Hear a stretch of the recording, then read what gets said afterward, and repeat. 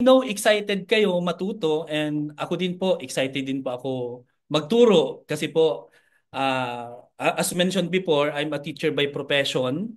So eto pong topic ko na to is sinadya ko po itong gawin talagang simple na maintindihan po ng lahat, especially po ng mga bago. Kasi ito pong topic ko po na Launchpad, ito po talaga yung tinatopic namin sa mga baguhan. Kung ikaw po ay kaka-join lang, dapat ito yung ina-attendan mo para magkaroon ka ng deeper understanding sa negosyo natin. Kung ikaw naman po ay luma, mas maganda din po na mag-attend ka po ngayon para alam mo yung sasabihin dun sa mga bago mong mapapamember o mga bagong magjo-join po sa'yo. Simulan na po natin. So, yan po yung aking background. So, na-mention naman po ng ating napakagaling na host. So, hindi ko na po i-mention yan. Diretso na po tayo sa aking topic. Ang topic ko po tatlo lang. Okay? So, number one, understanding the business. Bakit kailangan maintindihan ng negosyo? Kasi po maraming sumasali sa negosyo natin na hindi po talaga naintindihan yung negosyo.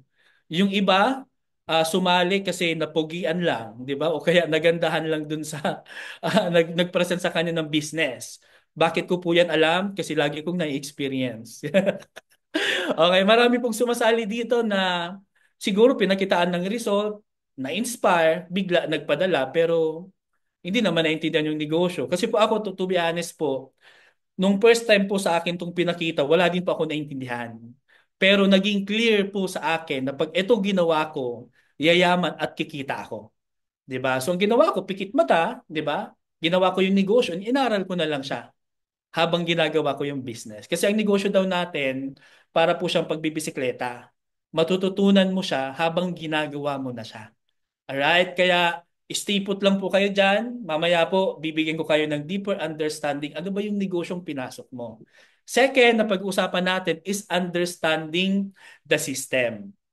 Dito ko po napatunayan na hindi mo kailangan maging magaling kasi pag meron ka pong sistema, magagawa mo kahit hindi ka magaling.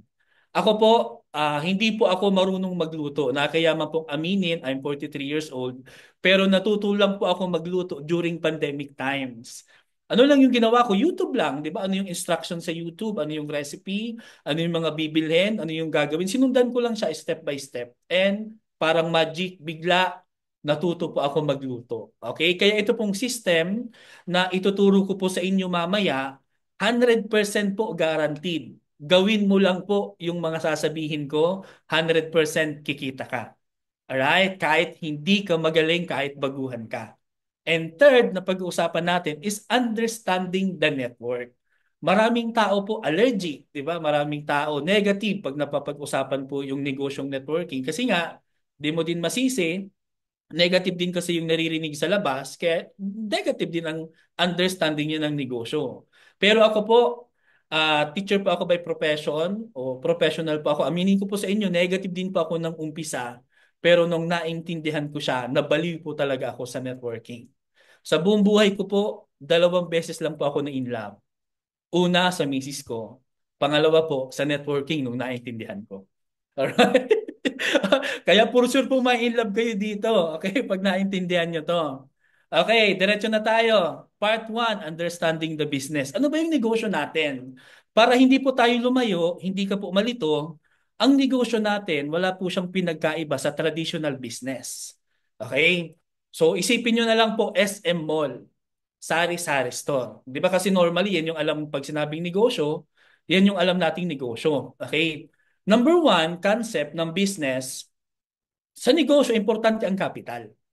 Actually po, nakabase sa capital ang ipuput up mong business. The bigger the capital, mas malaki yung business na matatayo, mas malaki ang kita. Kaya later on po, ipapakita ko din po sa inyo na kapag ikaw ay naglabas ng mas malaki, ikaw ay nag-VIP account, ikaw ay nag-31 accounts, para ka po ditong may SM. Mas malaki din ang kitaan, mas mabilis ang kitaan. Pero pag ikaw ay nag-one account, ikaw ay nag-three accounts, para ka lang may sari-sari store. So, since maliit lang din yung capital mo, maliit lang din ang kitaan. Kasi yun talaga po ang concept ng kapital sa pagninegosyo. Alright? Sana maintindihan niyo po yan. Okay? Wag po kayong maniwala na pag inoperan kayong negosyo, walang capital. Alright? Kasi po, yan ang pinakaunang konsepto po ng business. Alright? Second principle ng negosyo, it involves sales. Maraming tao ayaw magbenta and ayaw din nilang bentahan. Pero kung ikaw po ay magdinegosyo, ako na po ang magsasabi sa inyo, dapat mahalin mo yung salitang sales. Mahalin mo yung sales kasi po sa negosyo, wala pong negosyo na walang binibenta. Walang binibentang product, laging meron, di ba? Sa negosyo, wala pong negosyong walang binibentang services or concept. Lagi pong meron. Alright, kaya kung gusto mo magnegosyo, tanggapin mo po or mahalin mo yung salitang sales. Alright, ngayon ang tanong, paano tayo bebenta? Hindi po ako magaling sa sales, hindi ako marunong magbenta. Paano ako bebenta? Don't worry po, kasi po, kahit hindi ka magaling magbenta, kapag meron kang magaling na marketing, bebenta ka pa rin. 'Di ba? Para ito po, paano ko po 'yan napatunayan?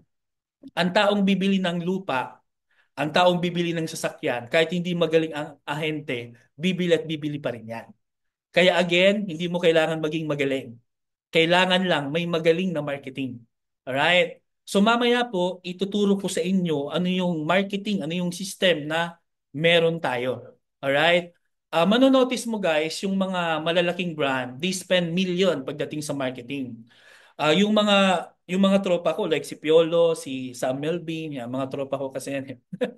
Kapag ang produkto po hinawakan ni Sam Melby, ni Piolo Pascual na lang, 5 million agad po ang TF.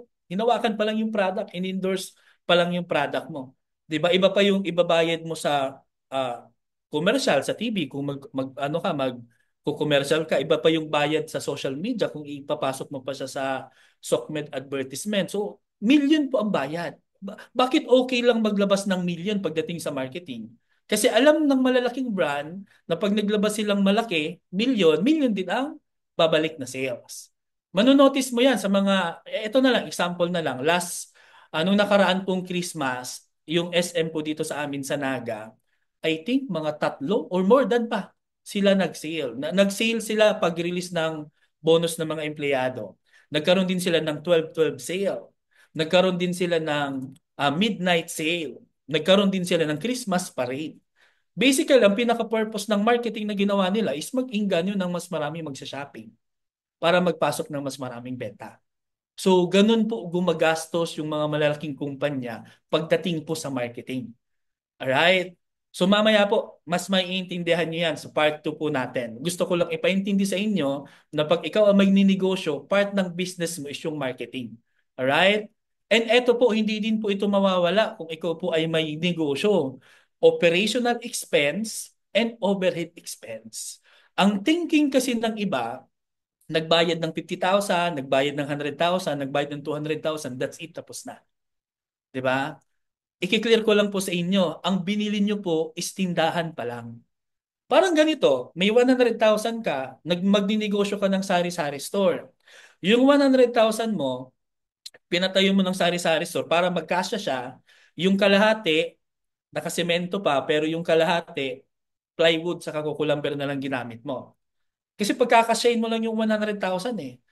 Siyempre, bibili ka pa ng rep, mga 25 to 30,000 para mabenta mo yung soft drinks, yung laman ng tindahan pa. Ang tanong, after mo makapagpatayo ng sari-sari store, yun lang ba talaga ang kapital, 100,000?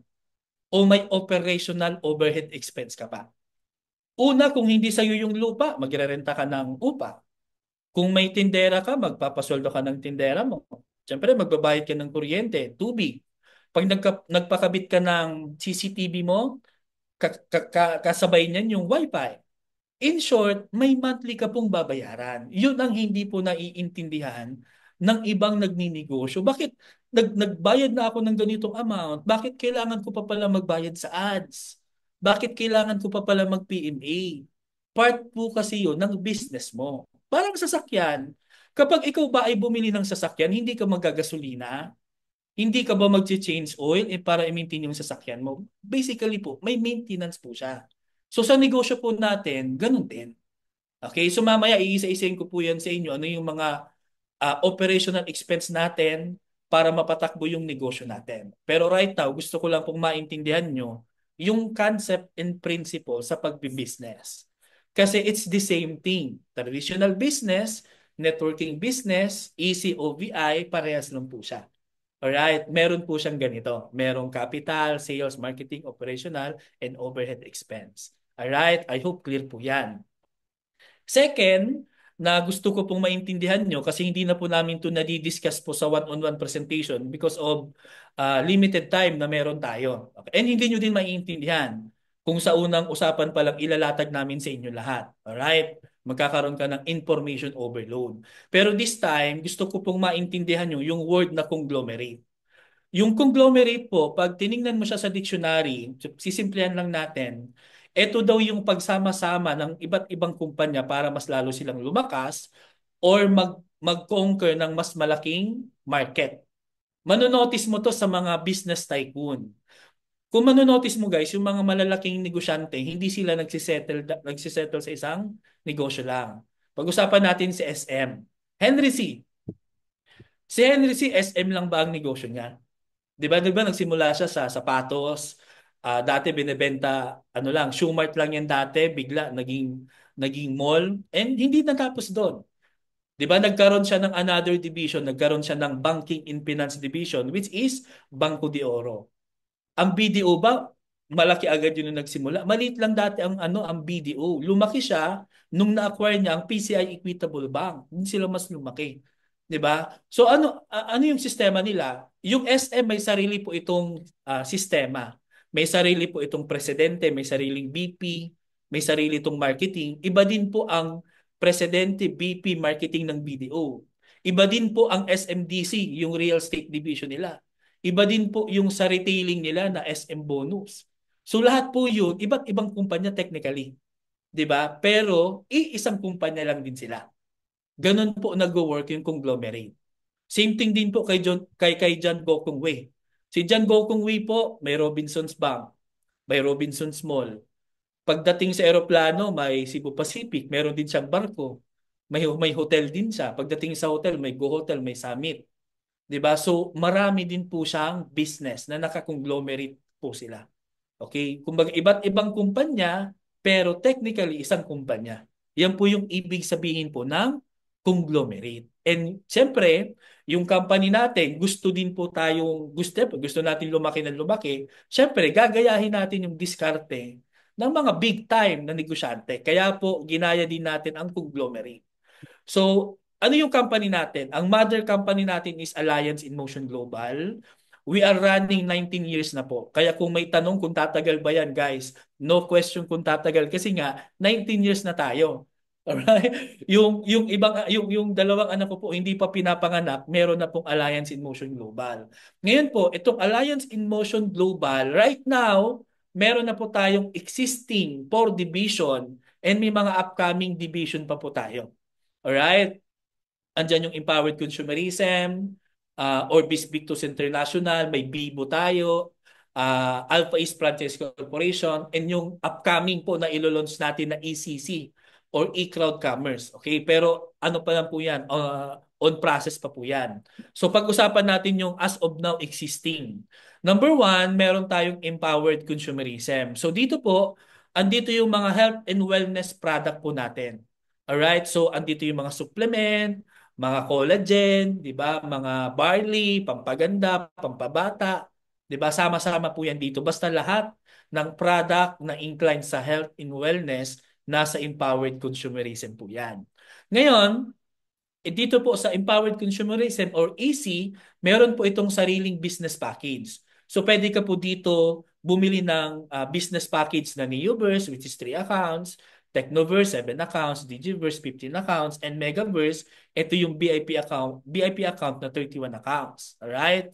Ngayon, aside po sa EC, meron naman po tayong OVI o yung Orbis Victus International. Ang product naman po natin dito is mga InsurTech. So pag sinabing InsurTech, combination siya ng insurance tapos technology. Kasi para mag-avail ka ng insurance, pupunta ka sa office nila, bit-bit mo yung papeles mo, 'di ba? Tapos sign up ka ng form, bayad ka, bit-bit mo yung policy. Oh, pero nung pandemic times, 'di ba, bawal lumabas, nauso yung mga through email na lang. So, pwede naman pala i-combine yung technology tapos insurance. Kaya po dito, ang good news, kahit nasa ang part ka po ng mundo, pwede ka po magnegosyo ng InsurTech product. So dito po, tatlo lang ang product natin. We have the bronze, which is 500,000 po ang coverage po niyan, accident insurance coverage mo. Pag platinum naman, 1 million ang accident insurance coverage mo. And ito naman pong repat care, para lang po ito sa mga OFW. Ito po yung tinatawag nating repatriation or yung pag-uuwi po ng remains ng OFW from ibang bansa going to hometown po nila sa Pilipinas. Alright? So may 1 million po yan na coverage. So yan po yung tatlong product po natin sa OVI. And the same po sa EC, meron din po itong mga business package na pwedeng i-avail. Meron tayong Essential Pro which is one account.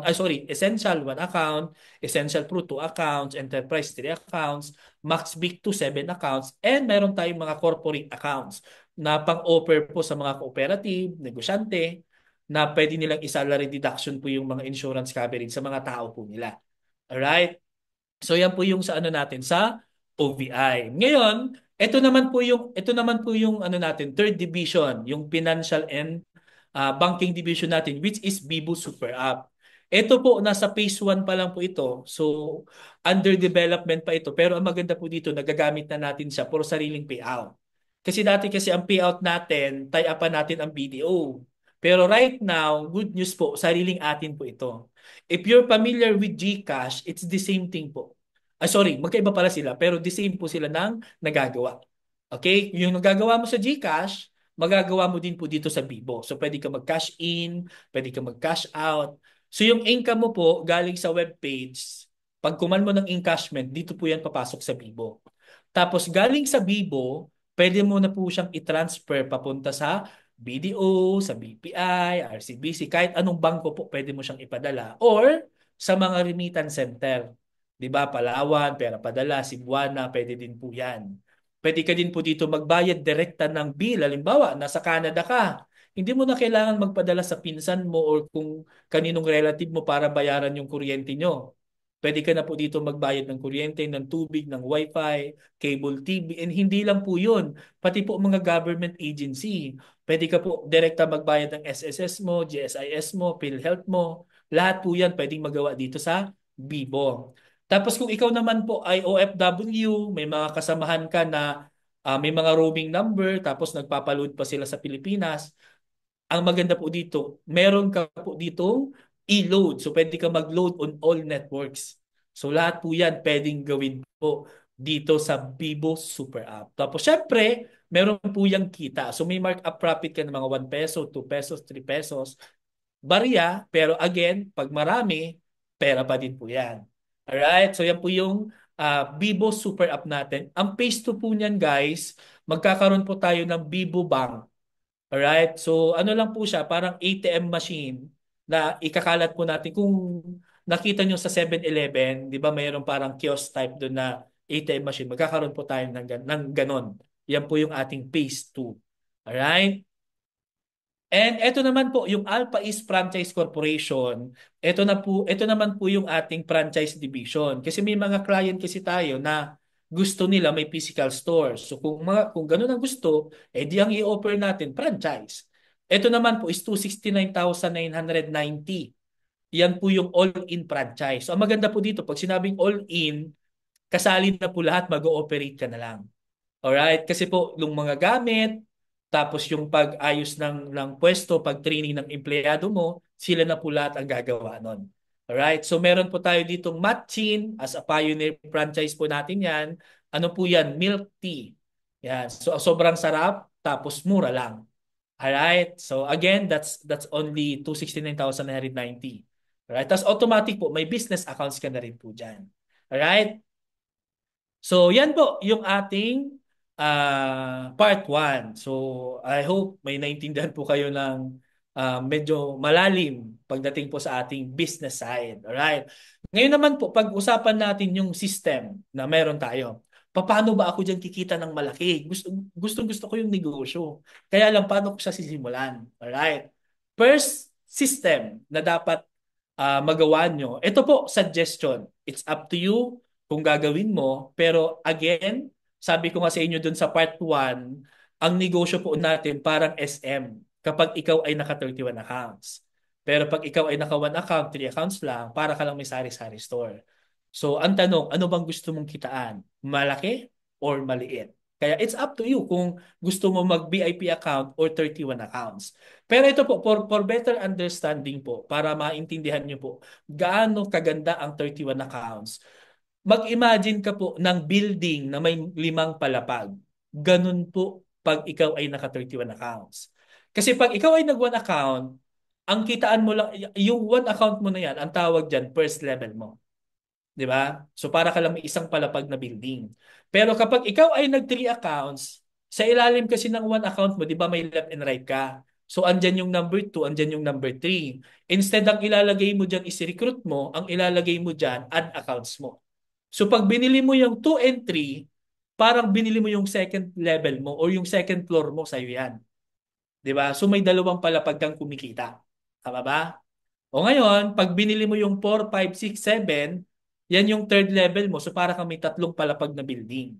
Pag binili mo pa yung 8, 9, 10, 11, 12 hanggang 15, para kang may fourth floor na building na kumikita. O ngayon, pag binili mo yung 16, 17 hanggang 31 accounts, yan yung fifth level mo. Para kang may 5 palapag na building na kumikita. Ngayon, ang tanong, ilang building ba ang gusto mo? Ilang palapag ang gusto mo? It's up to you hanggang unang palapag ka lang ba? Hanggang second palapag ka lang ba? Ngayon, ano yung advantage kapag meron kang 31 accounts or hanggang fifth level na kitaan? Ito yon, ito yung logic doon. Kung ikaw ay aakyat sa building, it is impossible na makarating ka sa fifth floor na hindi ka dadaan sa first, second, third, and fourth floor. Yes or yes? Tama. Tama, di ba? O, ito yung maganda dito. Kapag may 31 accounts ka, di ba 5 palapag yan?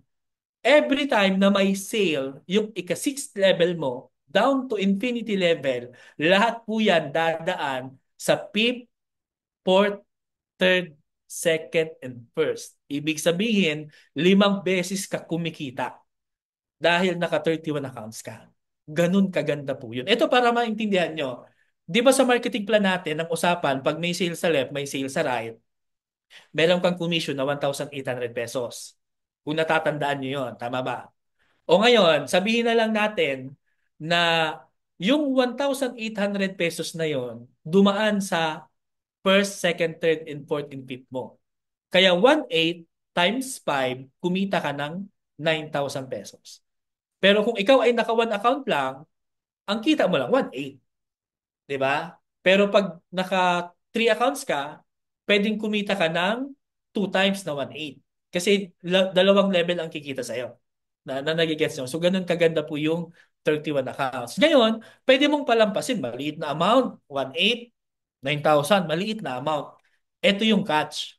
What if yung nag-join sa'yo na one account, naintindihan yung negosyo after 1 month, nagbuo ng 31 accounts niya? Nag-add accounts, di ba? From one account, nagbuo ng 31 accounts din. Or, nakapagbenta siya ng 31 na tigwa one account. Di ba? Possible. Ngayon, eto. 1,800 times 31. Kasi 31 accounts, di ba? So, 31 na 1,800 yun. Ang total nun is 55,800. Masasabi mo pa bang maliit na amount yan? Eh, ito yung good news. Since naka 31 accounts ka, dadaan yan sa 5th floor, 4th floor, 3rd floor, 2nd floor, 1st floor mo.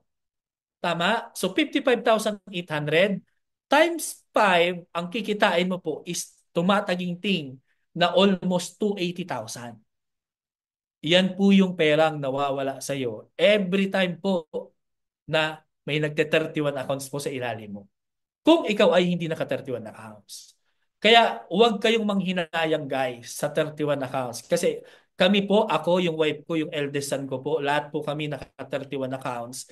Yes, maglalabas ka ng 200,000 sa EC. Pag OBI ka, doble yan, di ba? Ilalabas mo 400,000. Malaking pera, yes. Pero one time po siyang gastos. Pero lifetime mo po siyang pagkakakitaan. 13 years na po kami sa negosyo, milyon-milyon na po ang pinasok sa amin ng puhunan namin na 200,000 na VIP account. Hindi po namin kikitain ng milyon-milyon namin, hindi po namin mabibili ang mga sasakyan po namin kung hindi po kami nag 31 accounts. Alright, walang halong bola. Yes, kikita ka one account. Yes. Three accounts, yes. Pero kung gusto mong yumaman, go for 31 accounts. Alright? So, imagine mo, isa lang every month. 279,000. Okay na ba sa'yo? Isa lang every month. Di ba? Kaya go for 31 accounts. Alright? Ngayon, another suggestion, kung ikaw ay nakapag-join ng one account, three accounts, or lower than 31 accounts, gusto mo mag-upgrade. Alright? So tuturuan po kita paano ka magbubuo ng 31 accounts mo. Okay? So tingnan nyo to sa screen. O, bakit pina-flash ko po to sa screen? Kasi ito yung gagamitin po natin na pang-add accounts mo or pang-complete ng accounts mo regardless kung EC or OBI ka. Ngayon, kung tatanungin mo ako kung bakit, kasi po, pag ito yung ginamit natin, mas makakatipid ka po. Mas marami yung savings na masisave mo. Kasi kung ito pong sa screen, 'di ba meron tayong Technoverse. Ang Technoverse, this is 7 accounts. 48,999. Sa OVI, pag ikaw po ay gustong mag 7 accounts sa OVI, ang 7 accounts po doon is 69,990. Almost 70,000. Pero parehas lang sila 7 accounts. So anong gusto mo? 70,000 o itong almost 49,000? Siyempre, dito ka na lang. The same lang naman. Alright? Ito naman ni Uverse, this is 3 accounts. 18,999. Sa OBI po kasi, ang 3 accounts is 29,990. So, almost 30,000. Parehas lang naman sila 3 accounts. So, anong gusto mo? 30,000 o 19,000? Alright? Kaya lang, ito po, ako po, to be honest din, pag nagpe-present ako, lalo na pag OFW, automatic po ang pinipresent ko OBI. Ngayon, kung tatanungin ako bakit, kasi based on our experience po, may mga experience kasi kami before na nagbili ng mga easy product, hindi namin napapadali yung product sa abroad. Kasi na-hold ng custom, natatax pa sila doon. Tapos yung client mo, nagbili na ng package, magbabayad pa siya ng shipping. So may mga ganun kaming challenges na experience. Kaya lang, ah pag ang client naman po, gusto talaga nila yung wellness product, ang pwede nating maging option dyan, para wala ng hassle, ipapadala na lang natin to sa family niya sa Pilipinas. Kasi ganun lang din naman po ang ginagawa ng mga kababayan natin abroad. O di ba OFW, kayo makakapag-testify po nito. Di ba pag may sale abroad ng mga supplement, mga sabon, toothpaste, mga kape, bibili kayo ng marami dyan. Then ibabalik bayan box nyo papuntang Pilipinas. Pangregalo sa mga relative nyo o mahal mo sa buhay. O instead magbabalik bayan box ka, di ito na lang ipadala natin dun sa mga family mo sa Pilipinas. Ang importante, may negosyo ka. Di ba? Ang importante na buo mo yung 31 accounts mo. Alright? Kaya ito yung isa-suggest ko po, it's either EC or OBI ka. Ito yung gagamitin po natin pang kumpleto ng VIP account or ng 31 account. So, paano gagawin? So, kung ikaw po ay nag-start ng 7 accounts, okay, ito lang po yung gagawin natin. Sa ilalim po ng 7 accounts mo, sa ilalim ni 4, 5, 6, and 7 mo, maghahanap ka dyan ng left, right, left, right, left, right, left, right. So may 8 ka po dyan na slot na lalagyan po ng recruit mo. Ngayon, instead na ang ilalagay mo dyan 8 recruit mo, ang ilalagay mo po dyan is 8 Neoverse package. Bakit 8? 'Di ba? Ang Neoverse 'di ba 3 account? So i-multiply nyo 3 times 8, 'di ba? Plus yung 7 mo, that is exactly 31 accounts. Okay, so gets nyo na. So eksakto po 'yan. Pag may 7 accounts ka, may 8 sa ilalim na ano 'yan, na line na pipilapan mo. So pag nilagyan mo yan ng 8 Neoverse, automatic po buo yung 31 accounts mo. Ano yung maganda? Since ikaw yung referral ng ad accounts mo, sa'yo na papasok yung income. 'Di ba? Kung maalala nyo po, 'di ba yung Neoverse package, ang direct referral nun is 5,000 pesos. So 5,000 pesos times 8, automatic po meron kang 40,000 pesos na direct referral. Tapos kikita ka po ng month sales bonus mo. Alright? So, ano pa to? MSB. Okay. Medyo, ano lang po, 7-2 po yan ha. Baka malito po kayo. Medyo ano lang yung number. Pero 7,200 po yan. Alright? So, yung first level mo, di ba, naalala nyo, may left and right ka.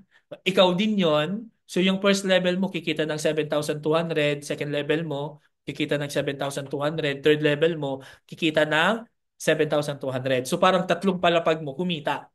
'Di ba? Kaya a total of 61,600. Yan po yung kikitain mo sa sarili mong ad accounts. Ano yung maganda? Marami ako nakakausap na OFW, nahihiya sila mag-offer sa mga kapwa OFW nila kasi wala pa daw silang result na mapakita. Eto, automatic po, may mapapakita ka agad na result. Eto, 1 week pa lang ako. Eto, wala pa akong 1 month. Pero eto na yung kinita ko. 'Di ba? Hindi naman nila alam na galing yun sa ad accounts mo. Alright, so yan po yung magandang mangyayari kasi automatic may cashback ka makukuha. 18,999 times 8, maglalabas ka ng additional 151,992.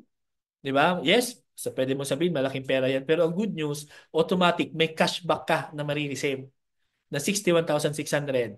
Tapos may 8 na users ka pa na may product na pwede mong ipadala, ipangregalo, or gamitin. Alright?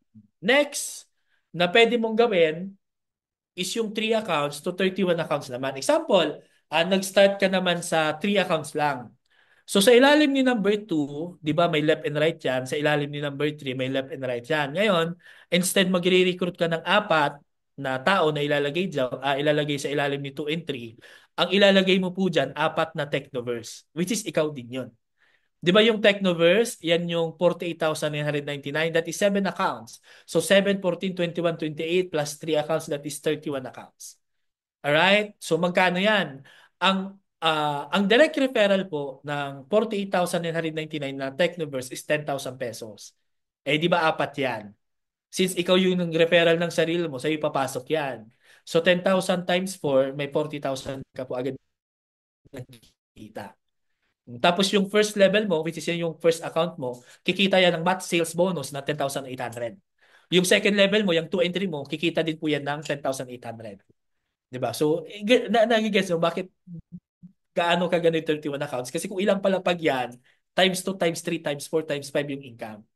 Alright, eto, 'di ba times 2 ang income mo? Dalawang 10,800 plus yung 40,000, may 61,600 ka. Alright, so 48,999 times 4, maglalabas ka dito ng additional 195,996 capital, pero may cashback na babalik sa'yo na 61,600. Kumita ka. Kumbaga, ikaw na yung kikita, hindi na kami. Alright, yan yung magandang mangyayari dito kung ikaw ay magbubuo ng third. Tanong, what if nag-start ako ng 1 account? What if nag-start ako ng Essential Pro 2 accounts? Paano ko gagawin yan?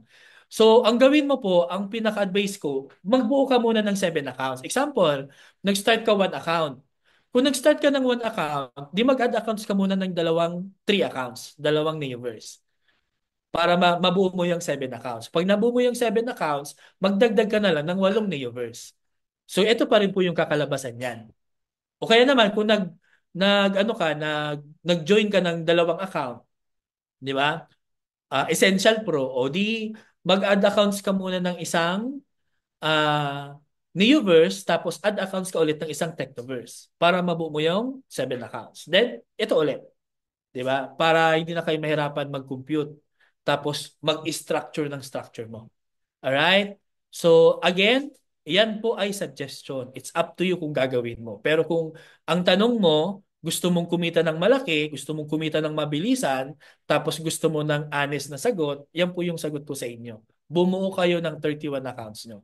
Kasi lifetime mo po yan pagkakakitaan, and yung 31 accounts mo po, pwede mo po yung ipamana kahit wala ka na. Mapapakinabangan po yan ng pamilya mo. Alright?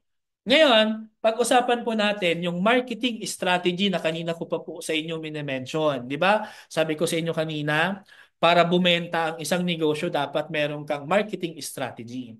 Ito pong marketing strategy na ituturo ko sa inyo, tatlo lang naman to eh. So, pwedeng gawin mo yung lahat, itong lahat, pwede mong gawin lahat, pwedeng dalawa lang, pero hindi pwedeng wala kang gawin. Alright? Ito yung good news ko ah. Sa 100% na effort na gagawin mo, 90% po doon kami na yung gagawa. 10% na lang po yung magiging effort mo. Okay, goods ba yun sa inyo? Siyempre naman. Alright. So number 1, marketing strategy na ginagawa ng team natin is Facebook marketing. Ito pong Facebook marketing, meron po tayo nitong mga recorded video, 'di ba? Ano po ito? Tinuturo po namin dito basic hanggang ano po, hanggang ano?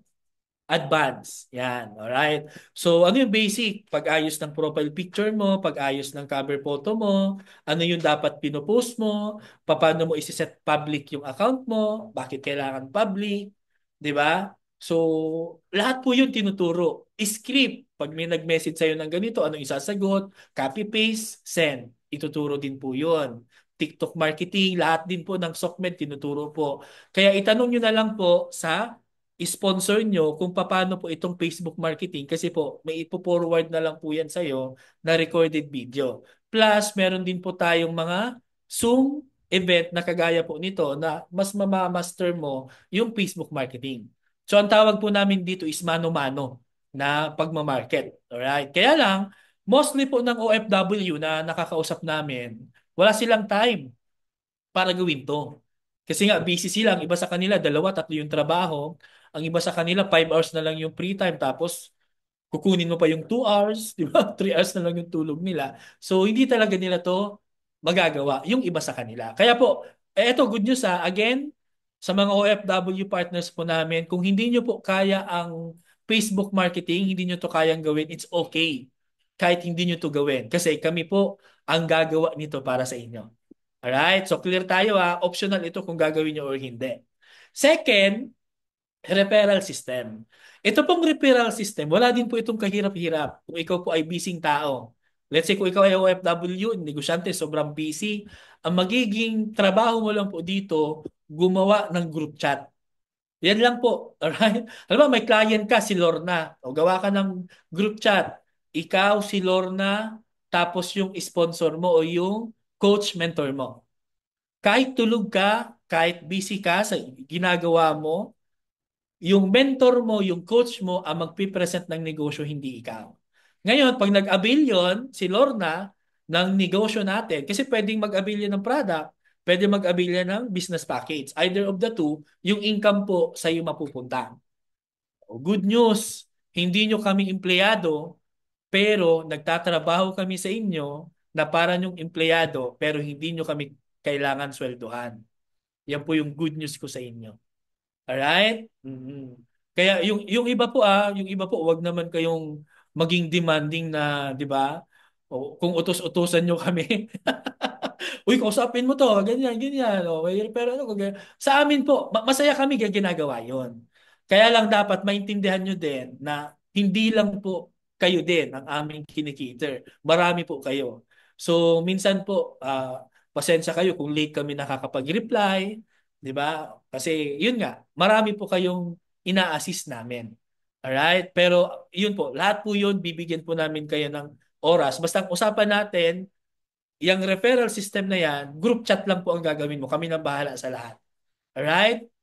So again, pwede mong gawin yan, pwedeng hindi. Kasi marami din po ako nakakausap na OFW na nahihiya nga sila na magbigay ng referral pag wala pa silang mapakitang result. Kaya pwede nyo gawin yung 31 accounts, magbuo ka noon para may napapakita kang result. Okay? Pero again, this is optional pa rin.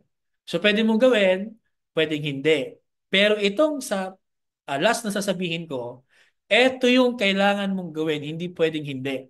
Okay, kung tatanungin mo ako kung bakit, sinabi ko po kanina sa concept and principle ng pagninegosyo na kailangan po operational yung business mo.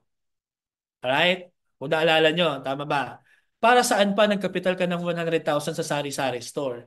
Kung nagbubukas ka lang once a month, nagbubukas ka lang once a week, tatalunin ka ng kung ka-competitor mo na 24 hours nag-ooperate. 'Di ba? Para saan pa ang SM, 'di ba? Nagkapital ng bilyon.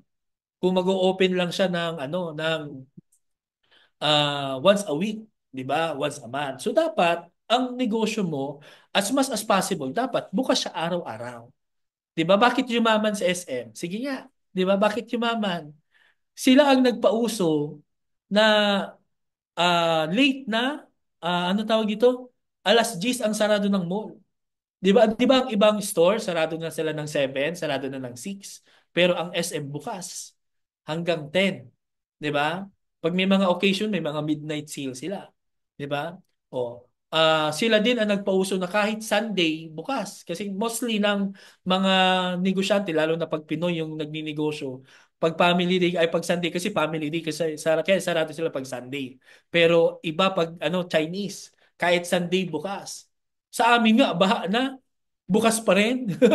Bukas pa rin ang SM. Bumabagyo na ha. Bumabagyo na, baha na sa labas. 'Di ba? May tubig na sa loob, bukas pa rin ang SM. Ganun sila kalupit magnegosyo. 'Di ba? Kaya yung negosyo mo guys, dapat 24 hours din. Kung kaya lang din naman, 24 hours dapat open.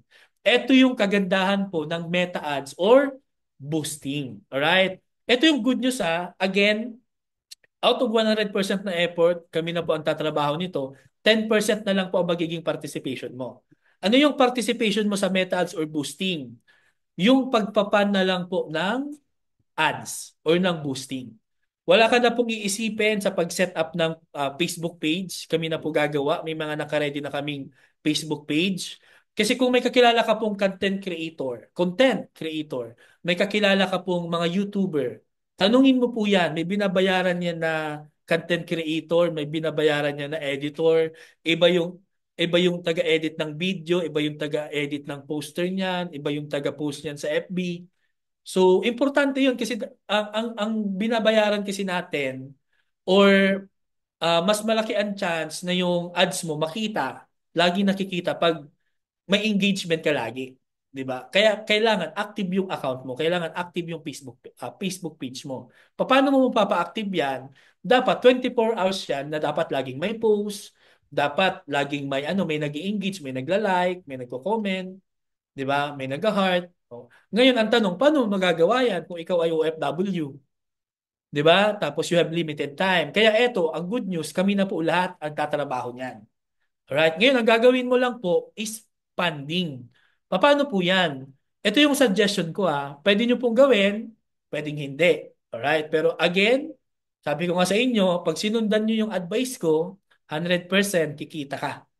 Alright? So ang advice ko, suggestion ko, mag-fund ka minimum 1,000 per week and at least 6 months na tuloy-tuloy. Tatanungin mo ako bakit? Ito sagot ko. Ang Facebook ads or boosting para siyang fish pan. Yung nag inquire isda, ilalagay mo dun sa fish pan. Ngayon po, yung isda, hindi po pare-parehas ang harvesting niyan. Di ba pwedeng ma-harvest mo agad, pwedeng after 3 months, after 6 months ang harvest niyan. Napakaswerte mong tao, pag nag-inquire ngayon, nakausap mo ngayon nagpadala. Kagaya kanina, yung wife ko, di ba? May nag-inquire sa kanya, sa ads niya, kaninang umaga po ito nangyari. May nag-inquire, wala pang 5 minutes, natawid niya sa call. So wala pang 30 minutes, nagpadala ng 130,000. On the spot po yun, online transfer from Zoom papunta po sa BDO niya. 'Di ba? Sobrang swerte mo kung ganun ang mangyari. Pero kadalasan, ang nangyayari, nag-inquire sa ads, nag-isip ng 1 week, nag-isip ng 3 days, after 1 week nag-join. Ang iba naman, may napakinggang negative, nakiramdam muna, after 3 months nag-join. Ang iba naman, talagang siguro green person siya, ang tagal ng niya, observation, bago niya na-realize na maganda yung business, nag-join after 6. Or ang iba naman po, after 1 year, may mga ganun, bago sumasali. Di ba? Kaya yun yung advice ko po sa inyo na dapat at least 6 months po kayo na tuloy-tuloy po mag-ads. Para everyday po tayo may kausap. Kasi ito sa 1,000 pesos po na ads mo, halimbawa, anong araw ngayon? Monday. So pwedeng usapan nyo ng mentor nyo, o sige mentor, coach, every Monday po, ako yung magpapan ng ads po ng ng page natin. So 1,000 ang budget mo. Ngayon, sa 1,000 po na budget mo sa ads, ang pwede nating makausap dyan, more or less 7. Di ba? More or less 7. O sabihin na lang natin 7. So yung isa, i-schedule namin ng Monday, Tuesday. So 1 week yun, may makakausap tayo. So, everyday bukas yung negosyo mo. Everyday nag-ooperate ka. Which is yun ang importante. Kaysa naman sarado yung negosyo mo. Alright? So, gets nyo po? Kaya po dapat at least every week mag-fund ka ng 1,000 pesos sa ads. Ngayon, magkano yan? 1,000 pesos per week times 4 weeks, that is 4,000 pesos per month na minimum na budget sa ads. O ngayon, yung 4,000 po na additional po na ilalabas nyo, ang tawag ko po dyan is operational expense or overhead expense. Alright? Di ba? Ano sabi ko kanina sa negosyo para tumakbo? Kailangan may operational expense. So, eto na po yung pampatakbo ng business mo. Di ba? Gusto mong tumakbo, gusto mong kumita na chill-chill ka lang, di ba? Na kami yung tatrabaho, pero yun, eto po, kailangan mo ng 4,000 pesos per month na budget sa Meta Ads or boosting. Alright? So it's up to you po kung mag-stick ka sa 4,000 or gusto mo po na gawin siyang mas bigger yung budget mo. Kasi siyempre, pag nilaki niyo yung budget mo, mas marami din yung inquiries na makukuha mo. Alright? So it's about number game lang din naman eh, di ba? Mas maraming napipresentan, mas maraming chance na pwede mag-avail ng product or ng business package natin. Alright? So ulitin ko, 1,000 per week, minimum budget, at least 6 months na tuloy-tuloy. Okay? So yan po yung ating operational expense para mapatakbo yung negosyo natin. Alright? So yan po. Ngayon, ito po, personal monthly achievement, yung tinatawag po nating PMA. May nagtanong sa akin, paano daw tatagal yung isang kumpanya? Ang sagot ko, depende. Pero isa lang ang sigurado ko, ang kumpanya tatagal yan pag yan ay kumikita. Paano kumikita ang isang negosyo? Anong sabi ko kanina? Kapag may benta. Kapag may pumapasok na sales.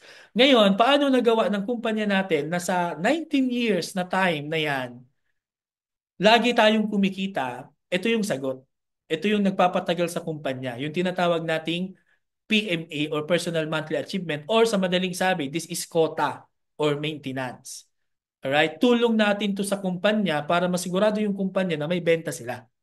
Alright? Para yung kumpanya mag-stay ng matagal. Alright? So kumikita ang kumpanya, kumikita tayo, so parehas tayo happy. Alright? Ngayon, ito yung good news. Sa first 3 months mo, ba, sumali ka ngayon, sa first 3 months mo, wala ka pong PMA. Hindi ka namin uubligahin bumili ng produkto.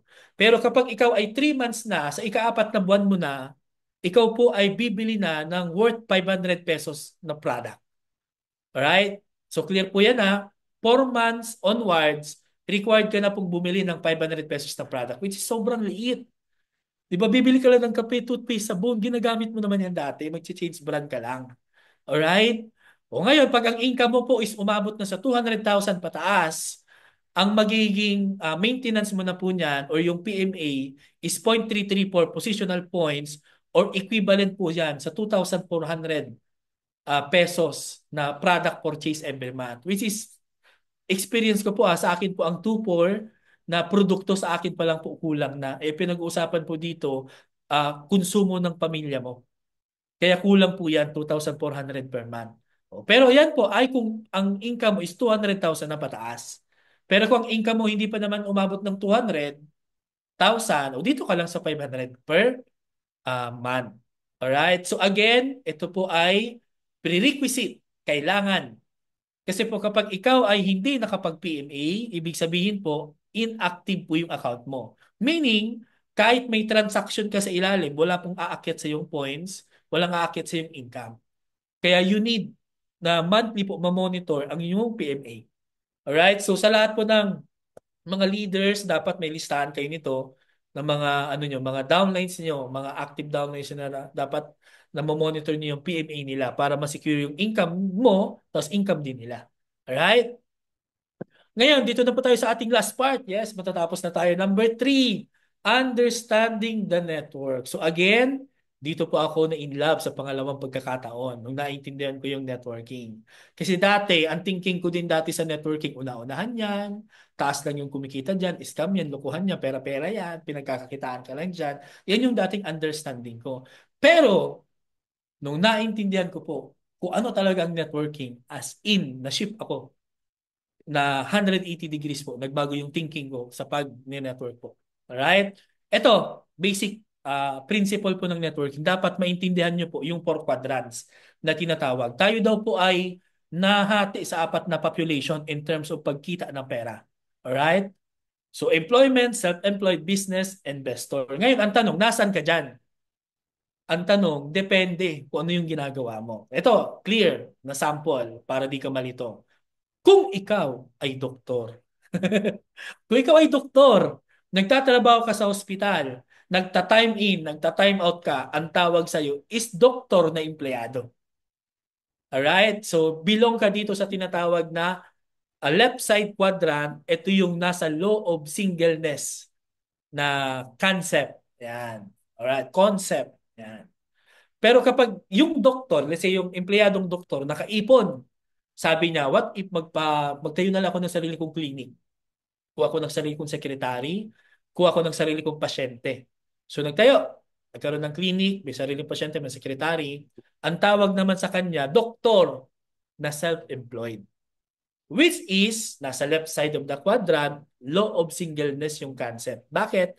Law of singleness. Kasi nga, kumikita siya pag ginagamit niya yung katawan niya. Kumikita siya pag nag-ooperate siya. Di ba? Kasi yung clinic niya, pag sarado, hindi din siya kikita. Tama ba?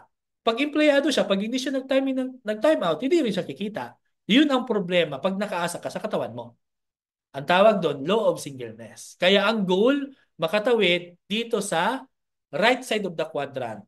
Kasi nandito yung tinatawag na law of leverage. Ano ba yung law of leverage? Ito yung, ang definition kasi nito is multiplying your time, effort, skills through other person. Di ba? Kaya nga may kasabihan pag kaya ng iba, ipagawa mo sa kanila. Kasi leverage ang tawag doon. Tama, di ba? Hindi ka nakapagtapos ng pag-aaral. Wala kang alam sa batas. O di mag-hire ka ng magaling na attorney. Di ba? Nagninegosyo ka, hindi ka magaling sa computation, o mag-hire ka ng magaling na accountant. Di ba? Wala akong people skills, o mag-hire ka ng magaling na HR. Mag-hire ka ng magaling na marketing team. Ang tawag doon, leverage. Alright?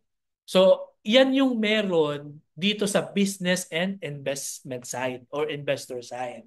Balik tayo sa doktor. Yung doktor na may clinic, nakaipon, nagpatayo ng hospital, nag-hire ng sarili niyang mga doktor, nurses, medtech na magtatrabaho para sa hospital niya. Ang tawag dun sa doktor na yon is doktor na negosyante na. Alright? Tapos, yung doktor, nakaipon ulit, mas malaking ipon. 'Di ba? Sabi ng doktor, maganda pala yung may sarili kang hospital.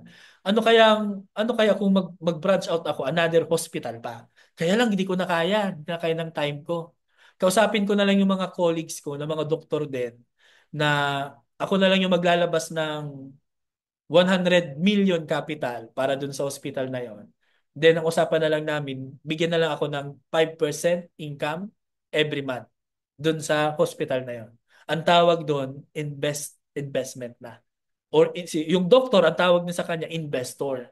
Kumikita siya dahil na dun sa perang ininvest niya.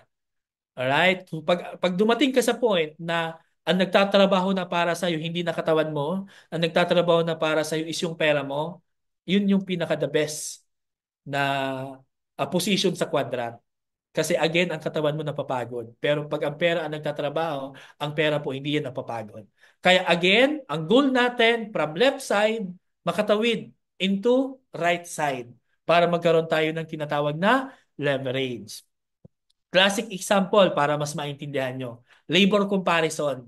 Sa loob singleness, kung ikaw ay balut vendor, ang goal mo makabenta ng 1,000 balut per day.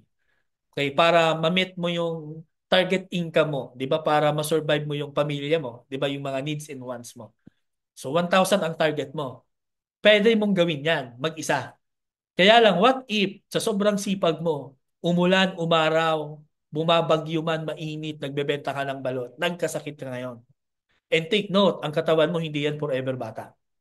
Okay? Alright? So yung katawan mo, nagkakaedad ka, tumatanda ka. Alright? What if nagkasakit ka, hindi ka nakapagbenta? Siyempre, wala ka ding kita. Pag wala kang kita, wala nga. Gutom ang pamilya mo. Pero what if in-apply mo yung law of leverage sa pagbebenta ng balot? Kumuha ka ng 10 reseller ng balot. Ang quota mo lang sa kanila, makatigo 100 lang silang benta everyday. Kahit half day lang kayo, 3 hours lang, 100 na balot ang goal. Di ba? O. Pag nagawa, hit mo pa rin ang goal mo na 1,000 na balot. Pareho lang. Ngayon, what if yung 10 vendor mo ng balot, nagkasakit yung tatlo? Okay lang. May 700 ka pa rin na siguradong benta. Hindi ka masisiro. Kaya nga may kasabihan na pag may itlog ka, huwag mong ilalagay sa isang basket. dapat hiwa-hiwalay yung basket ng itlog mo. Para yung itlog mo, makabig man ng pusa, yung itlog mo, hindi mapipisa ng sabay-sabay. Alright? Alright. Natatawa lang ako sa mga words na ginagamit ko. Alright? Itlog mo. Alright. O ngayon, eto yung promise po sa ating ng networking. Dito ako na in love sa networking. Nabaliw nung naintindihan ko siya. Kasi po, sa una ka lang maghihirap, magsisipag. Di ba? Kasi pag na-establish mo na yung network mo, pwedeng kaway-kaway ka na lang, pero sobrang laki ng kinikita mo. Yung first triangle, alright? Kung nakikita nyo, di ba dalawang triangle yan?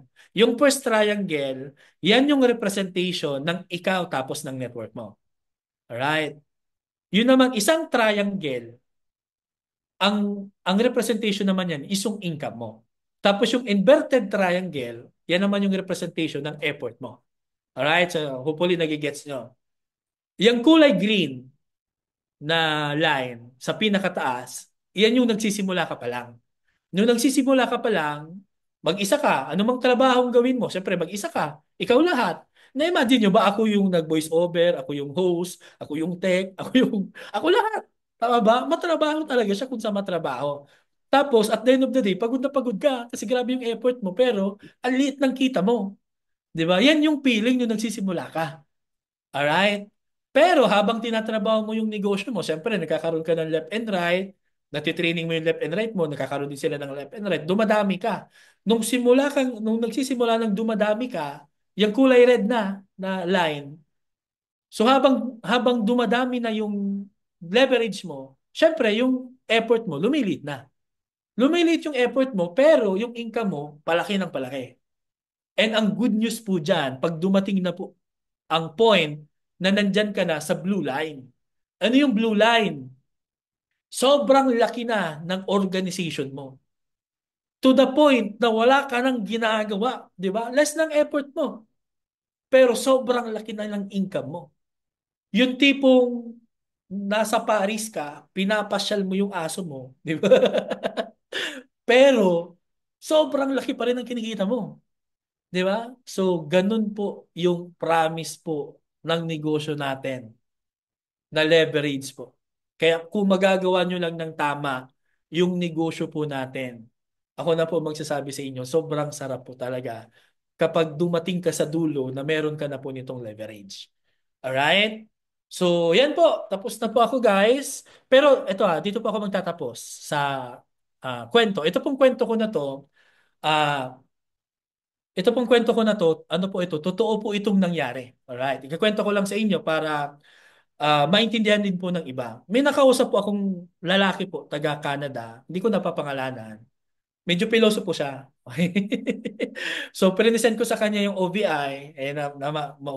Wala bang way na makapag-start ako dyan ng mas maliit na capital. So, pinakita ko sa kanya yung 48,999 na easy. Tapos sabi ko sa kanya, sir, ang gawin mo ng 50,000 para yung 1,000, gamitin na natin sa ads para may ads ka na ng 1 week. Sabi sa akin ng kausap ko, sir, ganito, wala pong problema sa akin ang pera. Pwede po ako magpadala kahit ngayon mismo. Transferan kita ng 50,000, pwede po yon. Kaya lang, sir, ito yung tanong ko sa'yo. Pag nasagot mo, magjo-join ako. Pero pag hindi mo nasagot, hindi ako jo-join, sabi sa akin. Sabi ko, sige po, ano yung tanong mo? Ano yung assurance ko, sir, na pag naglabas ako ng 50,000, yung pera ko hindi masasayang and yung 50,000 ko kikita. Yun yung tanong niya sa akin. Hindi ko siya sinagot directly. Ang sabi ko dun kay sir, sabi ko, sir, ganito. Balik ta rin po natin yung sitwasyon. Ako po, sir, ang magbibigay sa'yo ng 50,000. Alright?